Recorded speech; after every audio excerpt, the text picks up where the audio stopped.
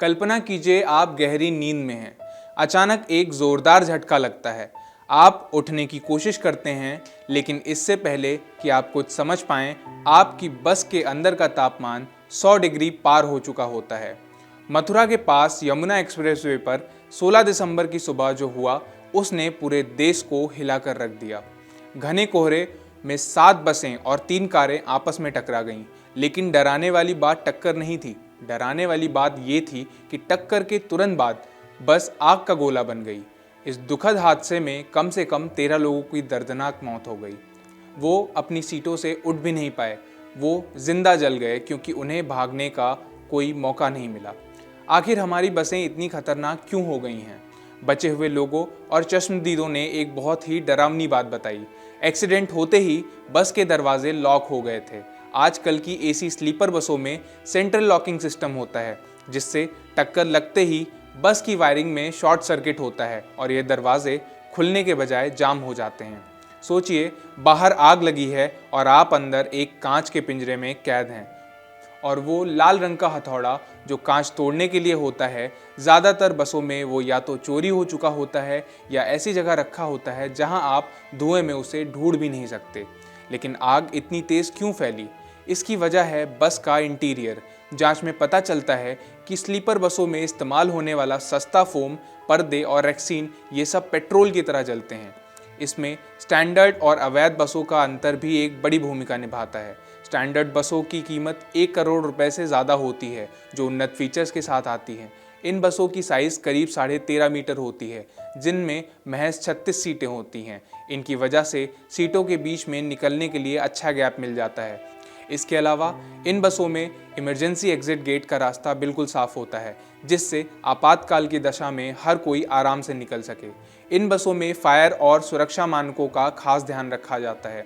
ये बसें ज़्यादातर बड़ी कंपनियों के द्वारा ही चलवाई जाती हैं, क्योंकि ये महंगी होती हैं और इनका रख रखाव भी महंगा होता है। वहीं अगर बात करें अवैध बसों की, तो ये बसें करीब 12.5 मीटर तक की होती हैं, जिनमें 34 सीटें होती हैं। ये बसें 60 से 65 लाख कीमत तक आ जाती हैं। ज़्यादा सीट और कम जगह की वजह से सीटों के बीच में गैप ना के बराबर होता है, जिससे निकलने में परेशानी होती है। इन स्लीपर बसों में पर्दों की जगह शटर लगा होता है, जो आसानी से नहीं खुलते। इन बसों में इमरजेंसी एग्जिट गेट पर भी सोने के लिए अवैध सीट बना दी जाती है, जिससे आपातकाल की स्थिति में निकलने में परेशानी होती है। इसके अलावा ऐसी बसों में फायर सिस्टम और सुरक्षा मानकों की भी अनदेखी की जाती है।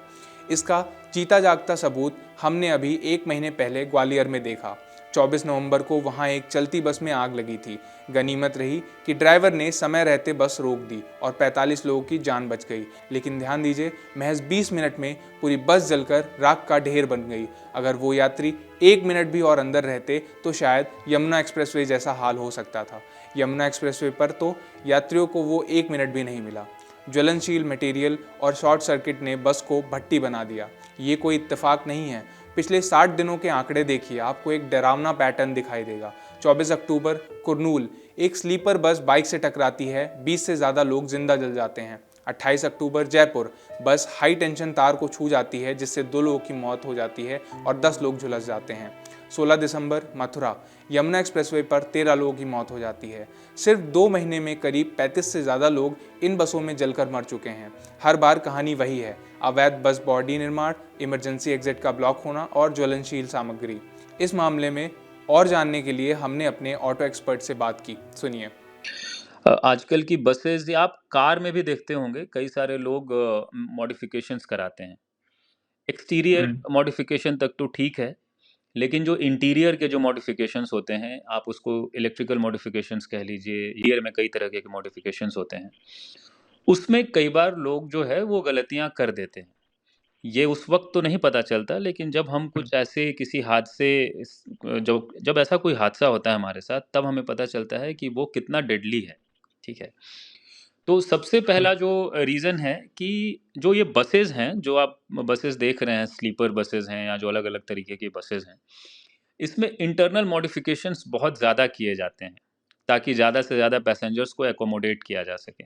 ठीक है, और उसके चक्कर में क्या होता है कि देखो, जनरली आजकल एसी बसेस हैं बहुत, सबसे ज़्यादा उनका जो इंसुलेशन है और जिस तरीके से उन्हें रेडी किया जा रहा है, वो बहुत ज़्यादा पैक कर दे रहे हैं उसको। ज़्यादा से ज़्यादा लोगों को एकोमोडेट करने के लिए 2-4 सीट्स बढ़ा दी जा रही है। और इसमें कई सारे जो नियम हैं वो तोड़े जा रहे हैं, जैसे जो इमरजेंसी डोर का ना खुलना या इस तरीके की जितनी भी चीज़ें हैं कि पैसेंजर्स को इतना भी वक्त नहीं मिल रहा कि वो बाहर निकल के आ जाएं, है ना? तो अभी जैसे कि अभी हाल में बहुत सारी घटनाएं हुई हैं जिसमें शायद पैसेंजर्स को 2 या 3 मिनट भी नहीं मिला कि गेट्स लॉक हो गए।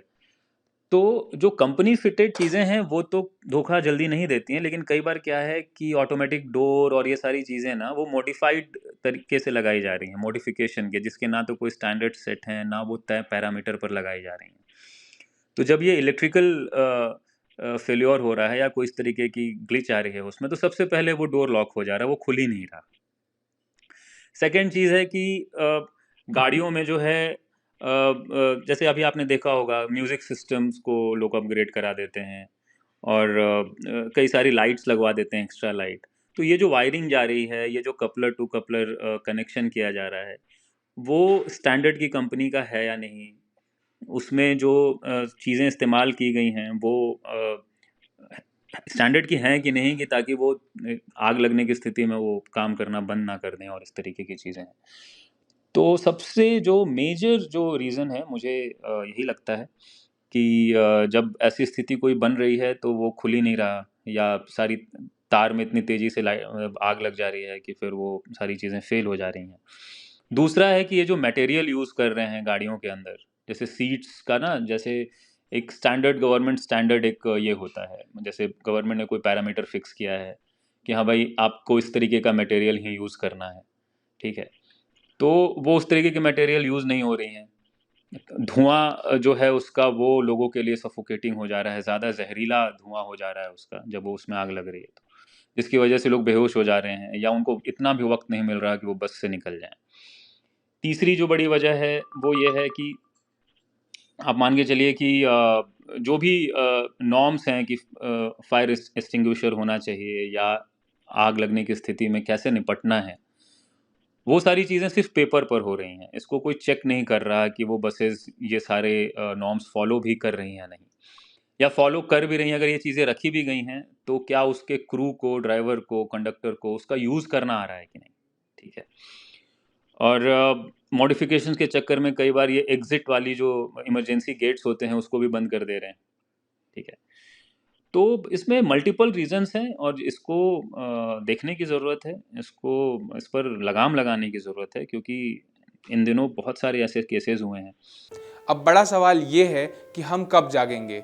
जब तक लोकल गैरेजों में बन रही अवैध बसों पर रोक नहीं लगेगी, जब तक फायर रिटार्डेड मटेरियल अनिवार्य नहीं होगा, ये हाईवे ऐसे ही शमशान बनते रहेंगे।